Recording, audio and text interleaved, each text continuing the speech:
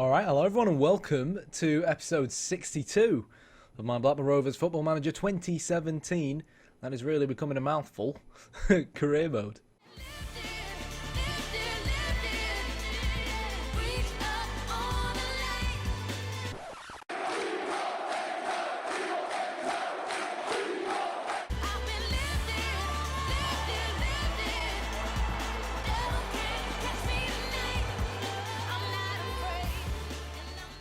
See, I only went and said career mode again. I'm not sure what to call it. Career mode, save.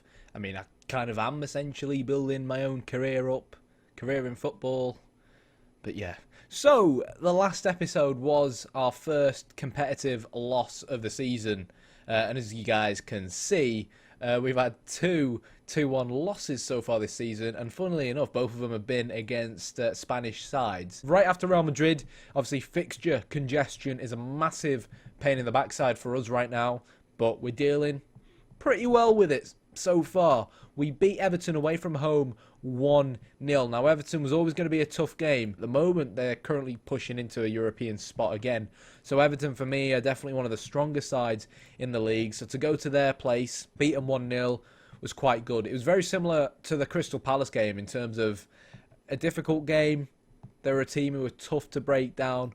But again, it was kind of a game where we didn't really play amazing, but still somehow managed to come away with 3 points. You guys can see Everton still played all right, but our extra bit of quality, having them 4 extra shots on target, were really what won us the game in the end. So, you know, it's always good when you win them games where you're not really playing phenomenally. And the same, to be honest, happened to us against Arsenal. And you never know, come the end of the season, these kind of games that in previous seasons will have probably been draws that we're suddenly turning into wins could very well end up being massive, huge results come the end of the season. Next up was the international break, and then, and by the way, Mohamed Toure, I think that's what he's called. He's my bloody best regen, I forgot his name. Mohamed Toure started getting called up for the Ivory Coast squad.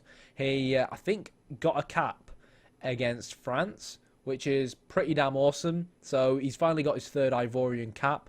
And hopefully, I'm really hoping we can actually grab this guy a work permit ASAP and add him to our squad, because I think he's brilliant. Really, for him to kind of still be playing in this Proximus League, I think he's punching way above his weight. But because he's still 21, I do seriously still think he's developed pretty well.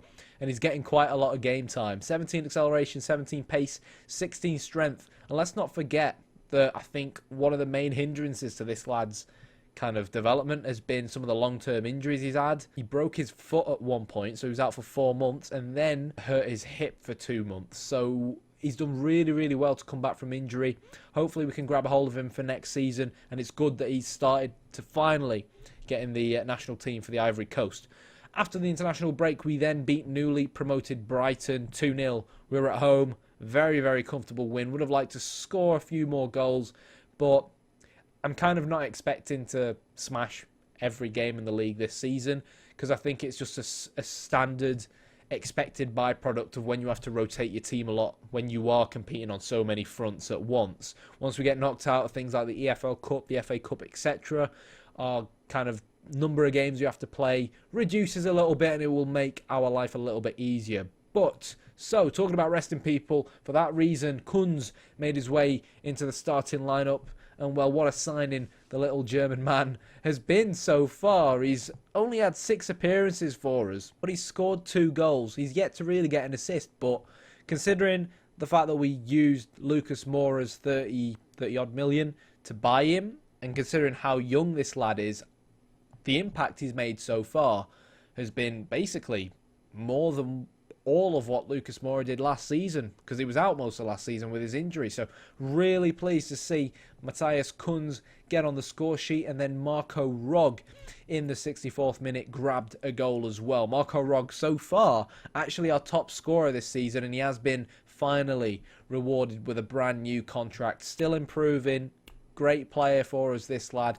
And when you consider we bought him for 9 million quid, you know, the number of assists and goals he's really been grabbing, particularly recently. That's a really nice appearance to goal to assist ratio. I think he's definitely going to be a key player for us this season. But this was going to be, well, it was always going to be the double episode that I mentioned in the last episode. You know, sometimes I say things and then reflect back at them and I'm just like, what the hell am I saying? So we're going to be playing Rostov. It should be a relatively easy game. I do actually think we played Rostov last season in the Europa League, I think, because I remember facing Clarence Seedorf and praising him in a pre-match press conference. We can probably go back to last season and see if we can spot them. Rostov, where are you? I do remember facing Clarence Seedorf, you know. Who's he managed in the past? I'm pretty sure it's not the first time that I managed against him. Right, there it is, found it. So he was actually CSK Moscow manager, and we obviously played CSK Moscow last season. That was when we were 4-0 down at half-time and then made the comeback or whatever it was. And yeah, for some reason he's still in Russia. Good luck to you, Seedorf. But forget, you know, me and Seedorf being good mates. Let's jump straight into the game. Rostov, really a team we should really be looking to beat. And then we're going to have the all-important game against Man City. So, for that reason, there's a big chance we're going to go with somewhat of a rotated side for the Rostov game. See where the Man City game takes us. So, on that note, I'll see you guys at the Rostov Arena.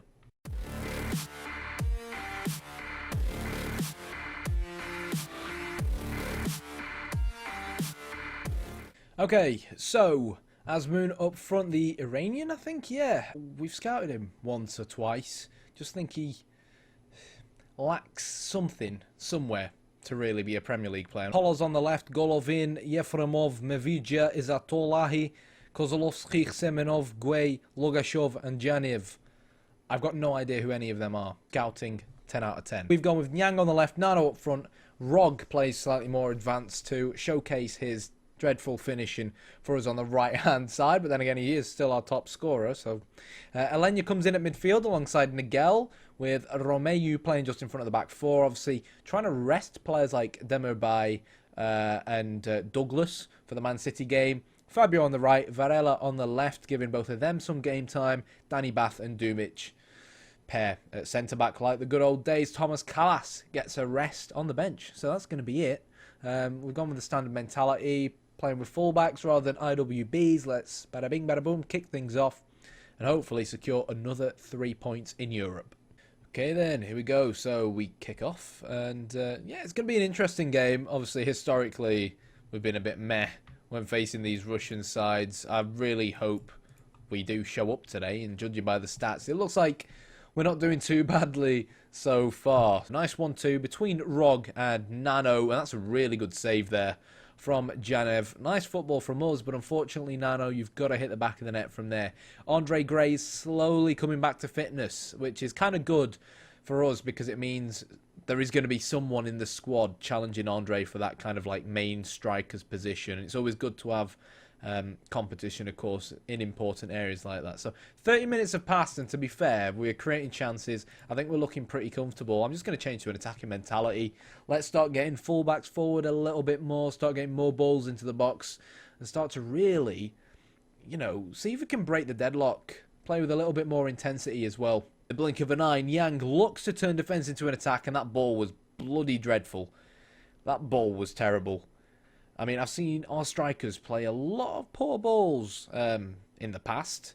And unfortunately, that pass to Yefremov is, well, why Rostov have just scored. Varela has definitely struggled down that left-hand side. The direct ball over the top, obviously changing to an attacking mentality, has definitely pushed our backline forward a little bit more, which is, yeah, probably given them Rostov wingers in the 4-2-3-1 they're playing a little bit more room to run into. Varela picks the ball up on the left and... Oh, good ball. Nano shoots, Nano finishes. Well, I'm not really sure what to think of that. Now, just as I was preparing to slag Varela off, he somehow made up for it and played that ball through. Because it looked like he was about to get tackled there.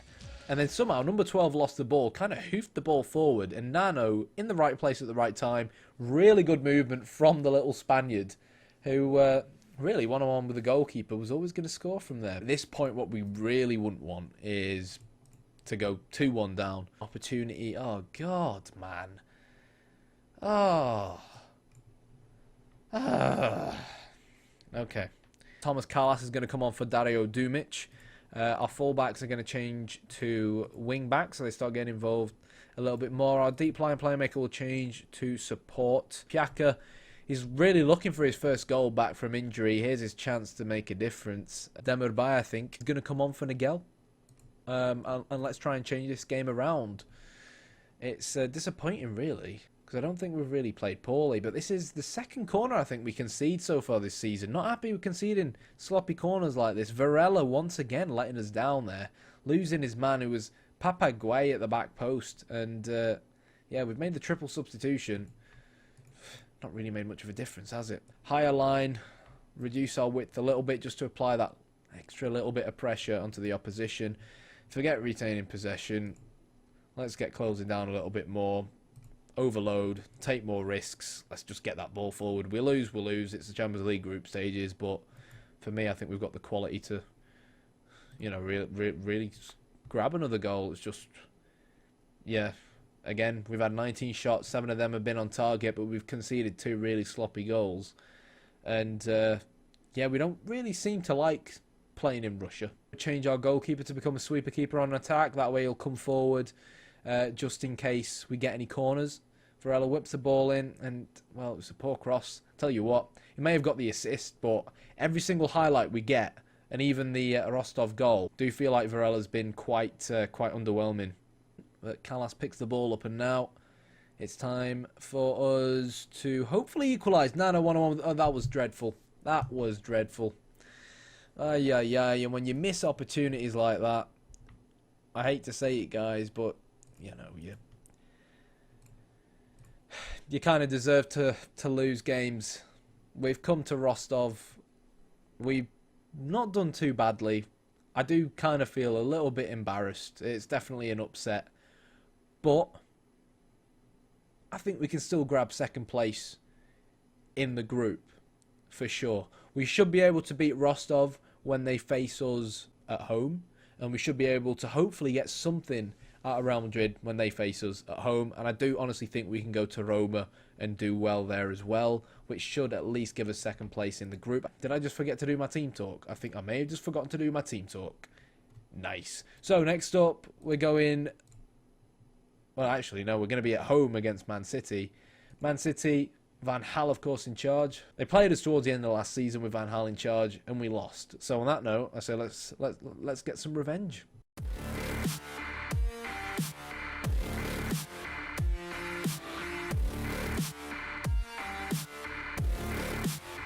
Dark blue against light blue. Not quite sure why I've said that, but okay. In terms of our starting lineup, boom.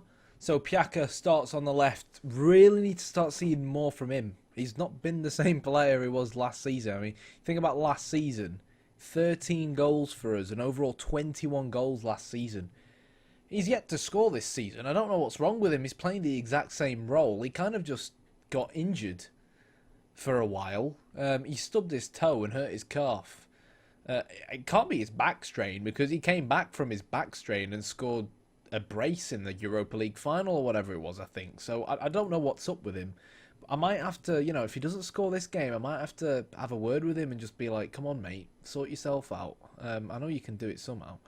Or, like, just say he's not good enough in the press or something like that. It makes him, you know, gives him an incentive to want to improve. Rog is our top goal scorer from midfield, so for that reason he plays centre mid rather than in the front three. Nano up front with Niang to his right. Kerem Demirbay alongside Rog, who's gotten quite a few assists, I think, from maybe set pieces this season. Douglas in the DLP position. Be really good if we can get a free kick as well, because he's scored 1 or 2 of them so far this season. Volquist comes back in at right back. Kalas comes back in at centre back with Danny Bath to his left. And Augustinson, of course, as left back. So a very different side to the one that lined up against Rostov. Probably our strongest side on paper at the moment, based on both ability and form, if Piaka actually performs. So yeah, as far as Man City are concerned, both Aurier and Alaba playing relatively defensive, which is quite interesting. But then again, it's Van Gaal. Vigel and Fabinho both playing in front of the back four, with Pulisic, Götze and Sané up front, and Aguero playing just off Mario Götze. So we know that Under Van Gaal, Man City are going to be looking to keep the ball quite a lot. Really always going to be difficult for us. Demand more, of course, 10 minutes in. But it does seem like they could make us pay the price from something that, oof, started off by stemming as a set piece. 10 minutes in, Man City have already got a clear-cut chance. And, well, that doesn't look good. Kerem Demirbay has to come off already. And this is going to be a tough decision because both Alenya and Piaka, who are better players last season, are really yet to perform this season, irregardless of the fact that we're doing all right as a team. And, that's not good that Kerem Demirbay is coming off as well. We've really struggled to keep possession as expected. So for that reason, we're going to reduce our tempo a little bit. Going to remove these two as well and just play on from that point onwards. We are playing with IFBs. If it stays like this, come around the 30th minute, I'll change them to regular fullbacks. That extra bit of width might just be what we need to pass the ball that little bit easier, and it seems like that is what we're going to go for over really the stability of IWBs. Even though normally when they cut inside, it helps you keep possession because your centre mids are pushing forward, but in this case against a team like Man City, if our centre mids aren't really pushing forward, then there isn't much point in really using IFBs. But here we go. Finally, we've got a set piece of our own. Alenya whips it in to Thomas Callas. And, well, we've got a penalty. I'm not quite sure who's going to end up taking this penalty. It could actually be Alenya. And, I just said a minute ago that he's not really been the same player for us this season, considering he won Player of the Season last season and Young Player of the Season. Alenya steps up and the Spaniard scores. There we go, 1-0. Felt like a bit of a mug then. I said scores and I said scores before he even shot it, but I had a bit of confidence in Alenya, and it's nice to see that he repaid that confidence. I think after our penalty shootout last season, I can't remember, I think it was in the Europa League semi-final against AC Milan. I'm kind of sick of the sight of penalties, but the way we've changed this game around, especially after starting off not too well, is pretty decent so far. Man City tactically doesn't really look like they've changed too much, and as long as we keep retaining possession, we should be okay. Unless, knowing Milo, we're going to concede from another set piece. So Weigl will pick the ball up. We might have to change training around, just change training around a little, get rid of that training around a little bit to focus a little bit more on defending set pieces, because I do think we've been poor in terms of defending set pieces. Volkvist plays the ball to Nyang, who finds Nano, and now we're looking to try and transition. It's a really good run from Nano, plays the ball to Marco Rog, who's bombing forward. Volkvist whips the ball in. Douglas looks to recycle possession. Nyang finds the ball. Volkvist has to whip this ball in, but he's struggling to get it past his first man, and that's not really great considering he is one of our new signings, and it gives Man City a chance to attack, to counter-attack, and a chance from which they score. What a goal from Manchester City. In terms of counter-attacking football, that was beautiful, but we only really have ourselves to blame. We've recycled possession.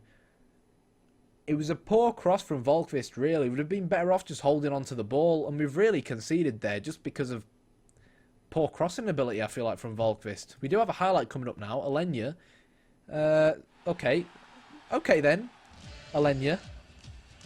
Sure, we'll have a bit of that. 2-1. Good goal from Alenya. Jesus Christ. Let's watch it again. Doesn't even run up. Kind of just does a shimmy on the spot and it gets placed in the top corner past Butland.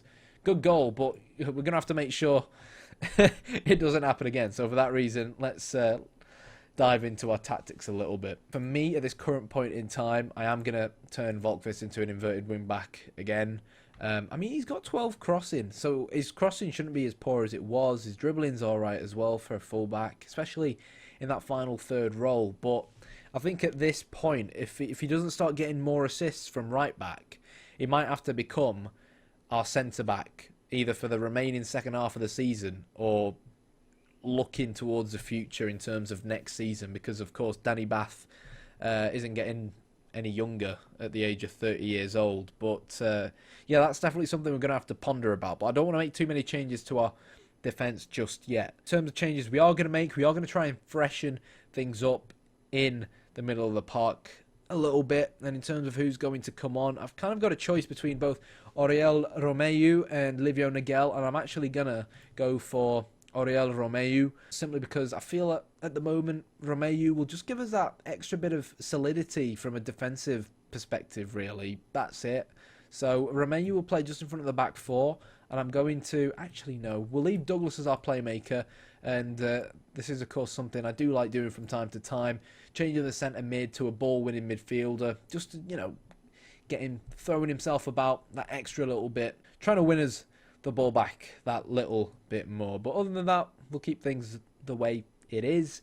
But we could very well see Kunz make an appearance going into the final 20-25 minutes, and I think we are eventually going to have to make a change to our back four, and that could end up being Fabio coming on at right back. 65th, 70th minute, here we go. Okay, so Man City haven't really done much. We have one sub left, and the question at hand now is, are we going to go for Fabio, or are we going to go for Matthias Kunz? Now, I think it is going to have to be Fabio, simply because Matthias Kunz, I'm not sure if this is the most ideal game for him to really come on and look to make a difference in. You know, that lack of experience that he has could end up making a difference. Pulisic, with yet another set piece, passes it backwards to Otamendi. Pulisic whips it in, and that's got to be offside. It is offside, but it's an alarm bell. And for that reason, we're going to have to tell the guys to tighten up. And on that note, 85th minute, defensive. Let's start making some changes. We'll drop slightly deeper, look to waste time a little bit more, reduce our passing directness, and just tell the lads to be that extra little bit more disciplined. But it should just about be enough to see the game out. And this is what I'm talking about, guys. This season, the fixture congestion, the injuries we've had, particularly at the start of the season, key players like Andre out, players as well like Piaka, who's not really finding the back of the net like it was last season. It's games like this where when we don't really, I'm Man City are going to score now, but it's games like this where we don't really play brilliantly, where we're still somehow getting 3 points in the league, that'll end up making a massive difference going in towards the end of the season. It's important we don't throw too many men forward there, and Nano misplaces that pass, and the hoof comes in towards the Italian Inzaza. Nyang needs to win this ball in the air, and does. What can we do with it? Good backwards pass to Fabio. We need to start wasting time. Romeu, back to Fabio, to Nyang. What's he going to do with it? Finds Nano. Nano threads it through to Piaka. He needed to score, and he's missed. I thought that was going to be it. I thought that was going to be the goal that Piaka needs to just bloody turn himself on for this season. And I've got no idea, guys, what we're going to do with Piaka. I think I'm just going to have to say in the press that I don't think he's playing well enough. I don't think I've got much of a choice, if I'm fully honest. I think I'm going to have to take that route. And I do know that sometimes when people do that, it does kind of get the best out of players and wakes them up a little bit. Romeu to Piaka. That was another chance to Piaka. But what's important, guys, is we started the game off kind of poorly, made some small changes, and we've managed to grab the win in the end. And really, you think about Man City's goal, we only have ourselves to blame. So it wasn't really a phenomenal goal that Man City constructed themselves. Yeah. But I am going to have to reassess Volkvist playing right back in these games, and we did want a world-class fullback, but we just didn't have the money in the summer. So again, it's kind of frustrating because it always feels like I don't have the ideal squad that I want to build. I do feel like the owners are 100% limiting our capabilities, but we beat Man City, so let's not be too negative. So there we go. We are still top of the Premier League.